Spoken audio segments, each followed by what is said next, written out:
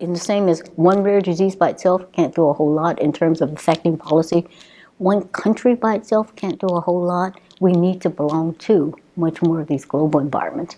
I mean, that's one of the reasons why my other role is actually as chair of the Council for Rare Diseases International. This is our global alliance of rare disease organizations. So we are made up of 59 national alliances as well as international rare disease groups like World Federation of Hemophilia, which works across countries, but also then works on a specific disease.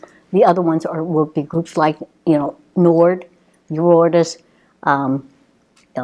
Chinese Organization for Rare Disorders, Japanese Organization for Rare Disorders. We work with those national alliances to try to affect global policy. And that's been a hugely, I think, major step for us in the rare disease world. So as Rare Disease International, for instance, we just hosted a day at the United Nations through our non-governmental organization on rare diseases. In the UN, with 15 sponsoring member states, and many other countries that were actually participating, trying again to get global policies that say rare diseases are important. Most important thing we're trying to do right at the moment is have rare diseases included specifically in the UN Declaration on Universal Health Coverage. So this is the big initiative it got to say we need to take care of the health of people if we're going to have sustainable development goals.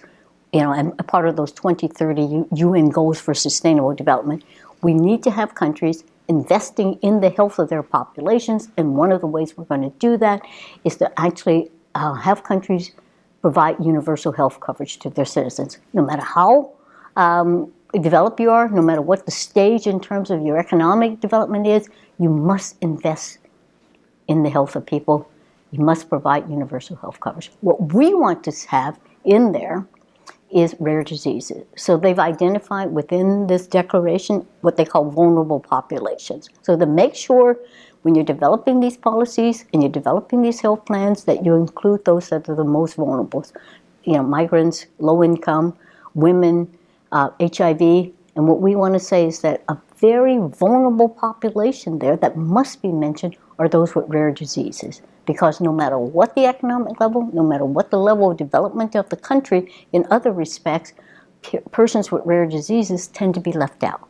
They tend to be least diagnosed, they tend to have least access to specialty care, tend to have least access to research, they tend to have least access in terms of treatments. So unless you're specifically recognizing that these are in fact an important vulnerable population, you're not going to get to the goal which the UN has called, the 2030 goal, leave no one behind.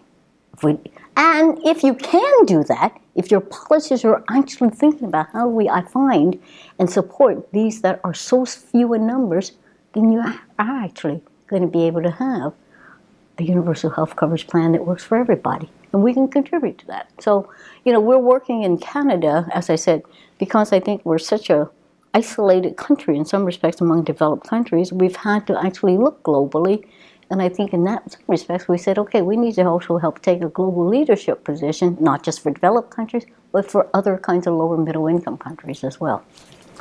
The wonderful thing in terms of the rare disease world is that I think we recognize that we have to work together. There is, in fact, huge recognition that our commonalities in terms of serving rare populations, highly vulnerable populations, undiagnosed populations, that we have so much in common. The other thing that's very natural among rare diseases is because they are few in numbers in any one country, the population actually is an international population. And that's everything from understanding the natural history of them, understanding the kind of the causes of those diseases, but any kind of clinical development program, to find enough patients to actually make it work, you're going to have to go international. So we are already naturally aligned across diseases.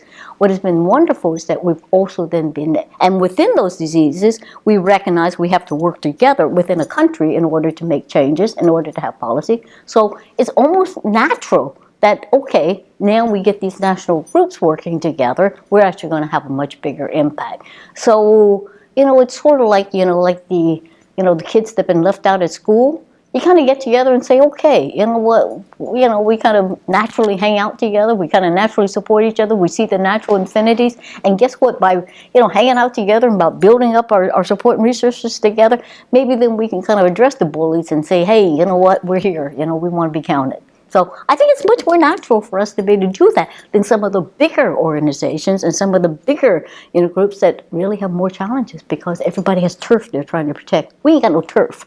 We got nothing to protect. Coming together, we now count. And I think that's been the beauty of it, I think.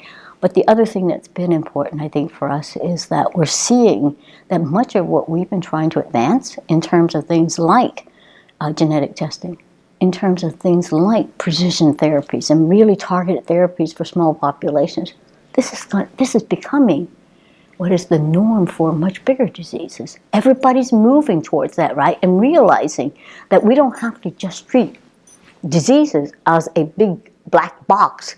And regardless of where you are within that disease, whether it's diabetes, whether it's heart disease, whether it's a cancer, you don't have to treat everybody within that label as if they were exactly the same, because they're not. They are a whole bunch of individuals.